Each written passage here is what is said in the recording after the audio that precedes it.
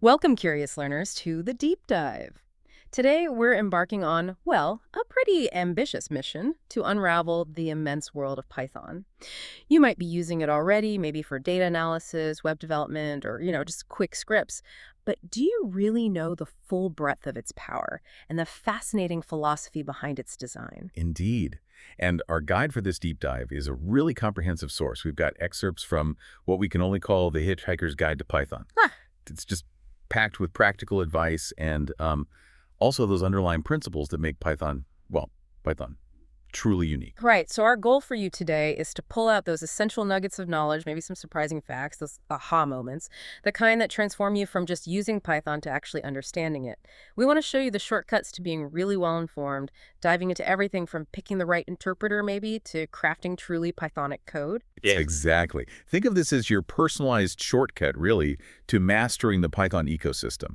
You'll get insights into why certain design choices were made and, crucially, how they impact your daily coding. So, yeah, we're ready to unpack this. Okay, let's do it. Let's Mhm. unpack this. One of the very first decisions you face, right, when you jump into Python is which version? Python 2 versus Python 3. Our source has some pretty strong opinions on this. Oh, it does. What's fascinating here is the clear recommendation. It says a truly hoopy fruit. Great reference from the source, by the way, would use Python 3. The advice is basically use the newest Python 3.x if you don't know which one to pick or, if you embrace change. Hmm. It even mentions Python 3 brought really significant changes. There's a direct quote, everything you thought you knew about binary data in Unicode has changed. Wow. Yeah, the message is clear.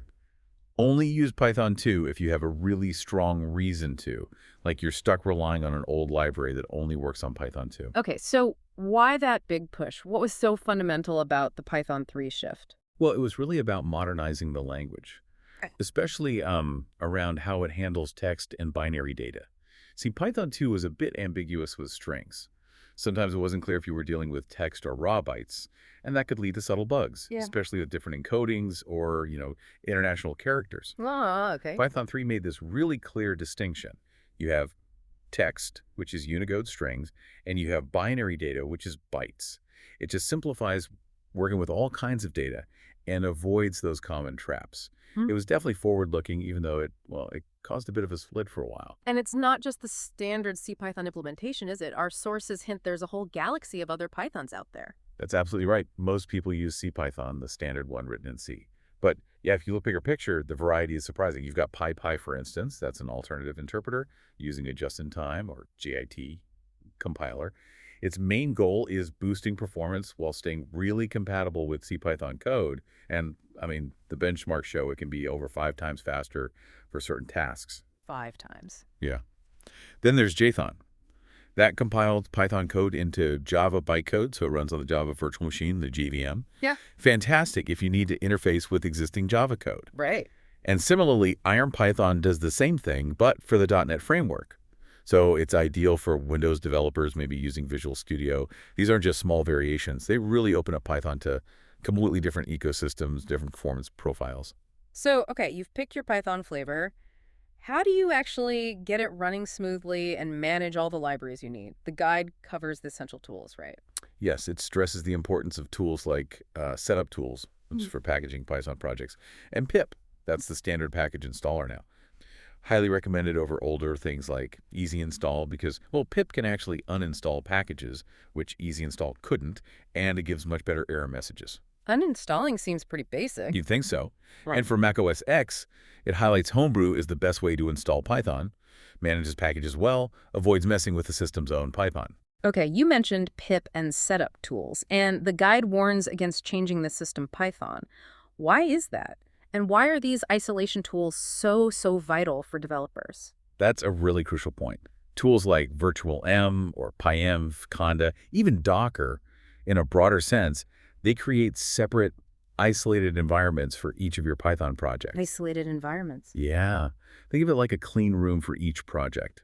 This is key because it stops conflicts between different projects' dependencies. Imagine Project A needs Django version 2.0, but Project B needs the shiny new Django 3.0. Right, they'd clash. Exactly. Without isolation, installing one could break the other on your main system. A virtual environment makes sure each project gets exactly the version it needs and they don't interfere. Plus, you use a requirements.txt file inside that environment. You run pip install -r requirements.txt, and boom, everyone working on the project gets the exact same setup. Essential for consistency. So without these, what's the actual risk? What kind of headaches are we talking about? Oh, you're looking at dependency hell, as they call it. Dependency hell. Sounds bad. It is.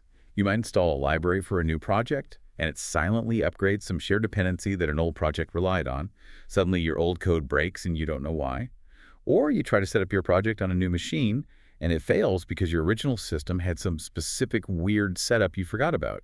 Isolation just prevents all that mess, that global site packages pollution. Makes development much from the predictable, much more stable. Makes sense. Okay, speaking of stable development, let's shift to the daily coding environment. The source dives into text editors and IDEs, right? Integrated development environments. What do Python folks tend to use? Yeah, it highlights a couple of different philosophies, really. On one side, you have these highly customizable, hackable text editors. Microsoft's VS Code is a huge one. It's free, runs everywhere, and has excellent IntelliSense, that's the smart code completion, and help that understands your code context. It's super popular because it balances power and flexibility. Okay, so that's one end. What's the other? The other end is the full-fledged IDE. These are designed to give you a whole suite of tools in one package, right out of the box. PyCharm, often bundled with IntelliJ IDEA, gets singled out as a big favorite. Praised for its, quote, nearly perfect code completion tools, powerful debugging, integrated version control, web development features, the works. So it sounds like the choice is about how much you want out of the box versus how much you want to customize your setup piece by piece. Precisely.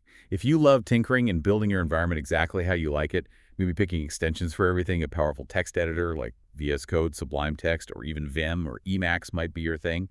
But if you prefer one integrated environment that handles debugging, testing, database connections, everything, then an IDE like PyCharm is often the way to go. Really depends on your style and what your projects demand. Got it. Now let's get to the heart of it. What makes Python code really good? This idea of Pythonic style. The source emphasizes a core philosophy here. It really does. It states, readability is at the heart of Python's design, following the recognition that code is read much more often than it is written. Oh. That's fundamental. Read more than written. Makes sense. Yeah. And the guide points to two key documents for this. PP20, known as the Zen of Python, and PP8, which is the de facto code style guide. PPPs, by the way, are Python enhancement proposals. They're design documents from the community about features, processes, conventions. Yeah. And P20, the Zen of Python, is interesting. It's actually 19 aphorisms, not 20, that kind of subtly guide the language's philosophy. Things like beautiful is better than ugly, explicit is better than implicit, and of course, readability counts. But it also says, although practicality beats purity, which is important, it means don't be so rigid that you make things harder than they need to be. Be thoughtful. Out of those Zen principles, which one really stands out as maybe a critical lesson, perhaps even a surprising one for developers? I think this one. Errors should never pass silently Oh. unless explicitly silenced. Okay, what does that mean in practice? The guy gives this really chilling example. Imagine you write an except block in your code, but you don't specify which exception you want to catch. That bare except catches everything, including things like keyboard interrupt. That's when you hit Ctrl+C to stop the program. Oh, no. Yeah, so your program becomes impossible to stop normally. You'd have to kill the process forcefully. It's a stark example of how hiding errors, letting them pass silently, can mask bugs and create huge problems down the line. It makes debugging a nightmare. That is a powerful warning. Why do you think developers sometimes get tempted to just silence errors, even knowing the risks? Is it just speed? It's often, perceived as a shortcut. When a program crashes, it stops things. A silent except might seem like it fixes the immediate crash, making the program continue, but it just hides the real problem. It sweeps the dirt under the rug instead of cleaning it up. Then the problem shows up later, maybe in a really weird, unpredictable way. Sometimes it's inexperience, sometimes it's pressure to move fast, but yeah, it almost always leads to more pain later. Right.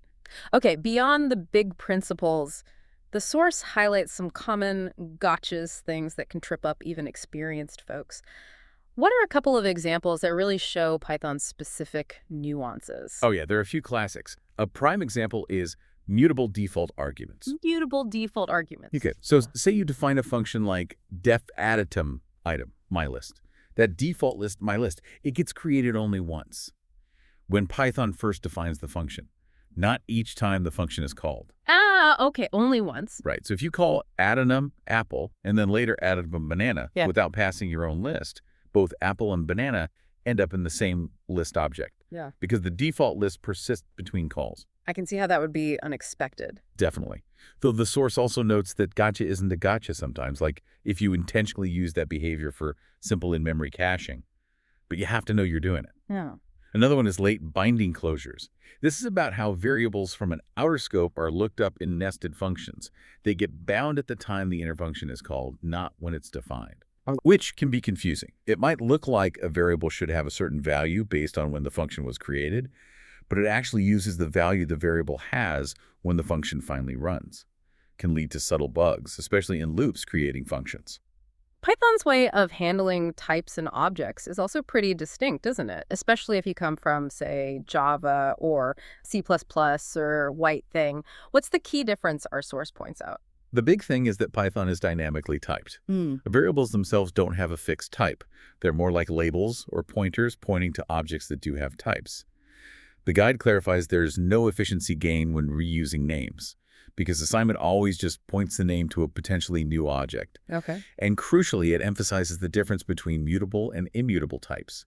Mutable types, like lists and dictionaries, can be changed in place after they're created. You can add items to a list, change values in a dictionary. Immutable types, like numbers, strings, and tuples, cannot be changed once created. If you try to modify a string, like misstring plus ABC, you're actually creating a brand new string object and pointing the name mstring to it. The original string is untouched. And that immutability matters for things like dictionary keys. Exactly. That's why mutable types, like lists, generally can't be used as dictionary keys. A dictionary needs the key's hash value to remain constant for lookups. If the key object could change, its hash could change, and the dictionary would break. Immutability guarantees that stability. Makes sense. And then there's this quote, "Namespaces are one honking great idea. Let's do more of those." I love that.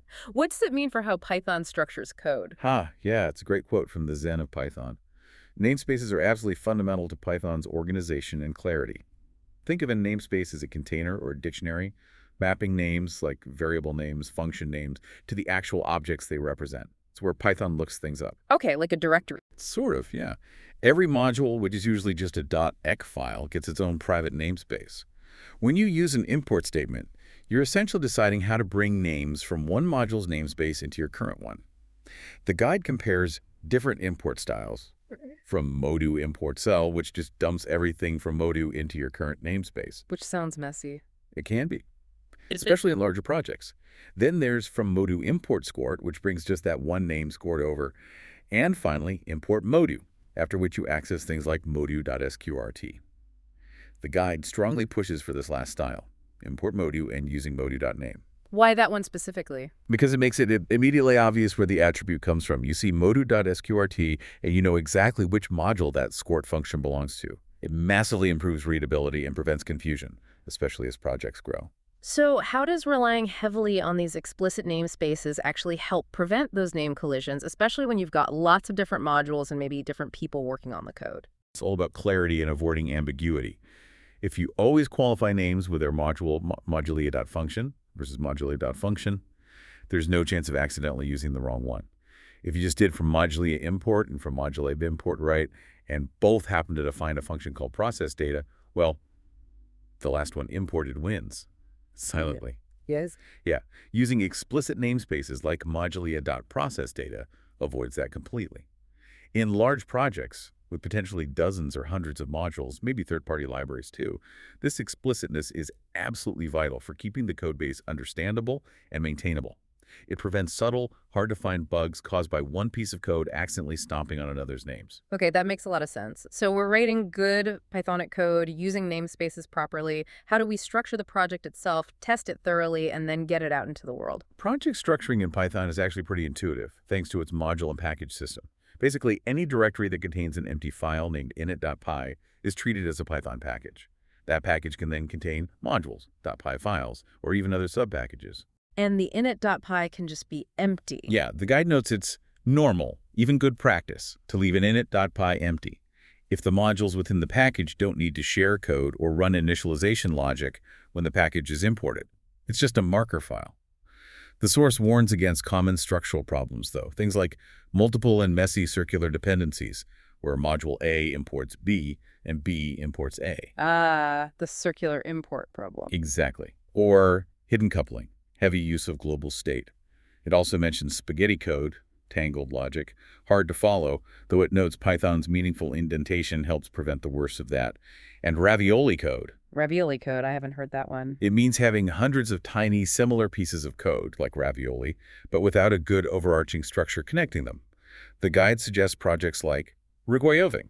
Requests avoid this by collecting common utility functions into a shared utils.py module rather than having them scattered everywhere. Okay, good structure. Then comes testing. The source calls it massively useful. That sounds like an understatement. Why such strong emphasis? Because it is. The guide literally says, a test is about the most massively useful code a hitchhiker can write. It's a huge advocate for test-driven development, TBD. The practice of writing your test before you even write the function the test is for. Write the test first. How does that help? It forces you to think clearly about what the function should actually do, what its inputs and expected outputs are, before you get lost in implementation details. It defines the contract. The guide gives some key tips for good testing. Keep tests focused, just one thing per test. Make them independent. Independence is imperative, meaning each test should run on its own without relying on others. And make them fast. Speed counts, because if tests are quick, you'll run them often. Makes sense. Run them all the time. Exactly. It even suggests if you need to take a break, write a breaking test.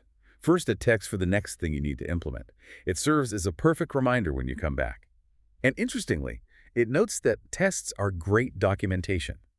If a test is hard to explain, maybe the feature itself is too complex. But if it's easy to explain, it's often a great way to show new developers how a piece of code is supposed to work. What tools does it mention for testing? It covers Python's built-in Unitus module, which is solid, but also popular third-party libraries like PyTest, known for being less boilerplate heavy, and Mock for creating fake objects to simulate complex dependencies during tests, and Tox, which is fantastic for running your tests automatically across different Python versions and configurations. Okay, code's clean, structured, tested. Now, how do you share it, both legally and practically? This brings up licensing, which is absolutely critical. The source puts it bluntly. In the United States, when no license is specified with your source publication, users have no legal right to download, modify, or distribute it. Wow, so no license means it's not open source, legally speaking. Correct. You have to explicitly grant permission. The guide recommends using Open Source Initiative, OSI-approved licenses. These are licenses vetted to ensure they actually promote software freedom. They fall into roughly two camps. Permissive licenses like BSD, MIT, Apache 2.0, these basically let people do almost anything with the code as long as they give credit, with very few restrictions. Okay. And copyleft licenses, the most famous being the GPL, GNU General Public License. These require that if you distribute derivative works based on the code, you must release your changes under the same copyleft license. It ensures the code and improvements to it stay free. And practically, where do you share Python code? The central place is PyPI, the Python Package Index, often called the cheese shop. It's the main repository where developers upload their packages so others can easily install them using pip. The source warns that projects not packaged and uploaded to PyPI are viewed with substantial suspicion. It suggests they might be badly managed, not ready, or even abandoned.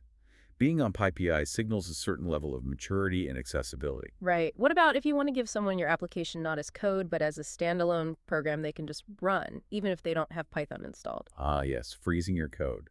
This is about bundling your Python application and all its dependencies into a single executable file.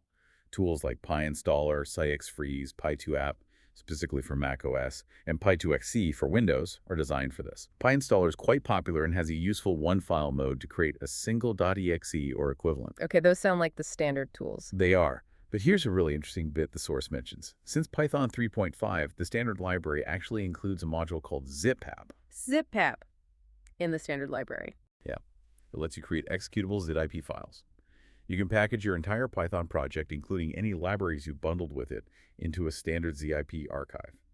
Then you add a special header line, #.userb bunenvpython, make the zip file executable, and you can run the zip file directly.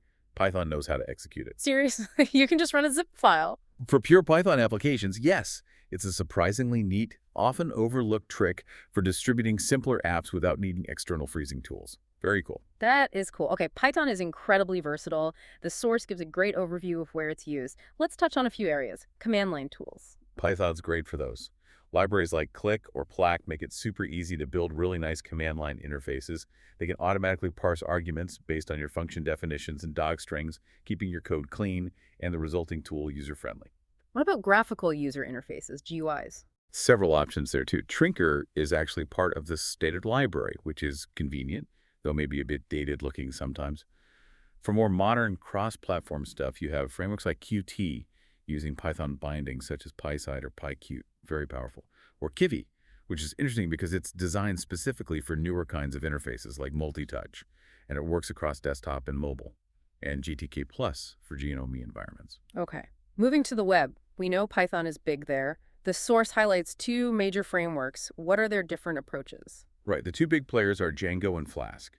Django is often described as the batteries included framework, gives you a lot of structure, almost a pre-built site in some ways. It comes with its own ORM, that's the object relational mapper for database interactions, and a fantastic auto-generated admin interface.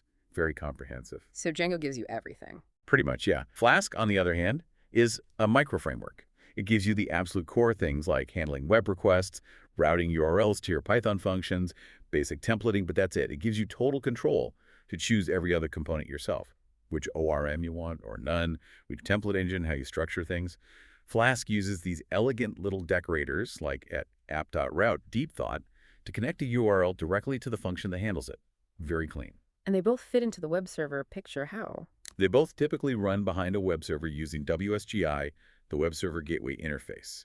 That's the standard way Python web applications talk to web servers like Nginx or Apache, and both usually use a templating engine like Jinja 2, popular with Flask, Chameleon, or Mako to generate the actual HTML, keeping the presentation logic separate from the application logic. That separation of concerns is a key principle. So for someone starting a new web project, how do they choose? Django's batteries included versus Flask's total control. What's the real deciding factor usually? It often comes down to the project's scale and complexity, and maybe your personal preference for structure. If you're building something fairly large, maybe a typical database-backed website with user accounts, admin areas, lots of standard features, Django's built-in components and conventions can save you a ton of time and effort. You get a very productive, well-defined path. Okay, so Django for bigger, more standard stuff. Often, yeah. Whereas you're building something smaller like a specific API, a microservice, or if you just really value having complete freedom to choose every single library and structure things exactly your way, Flask's minimalism is very appealing. You start small and add only what you need. There's less magic maybe, but more explicit control. Gotcha. Okay, beyond the web, Python is huge in scientific computing and data work. What's the core toolkit there? Oh yeah, this is a massive area for Python. The source talks about the SciPy stack. This includes NumPy, which is absolutely fundamental for numerical computing, provides powerful array objects and operations. Then SciPy, which builds on NumPy with a huge collection of algorithms for math, science, engineering.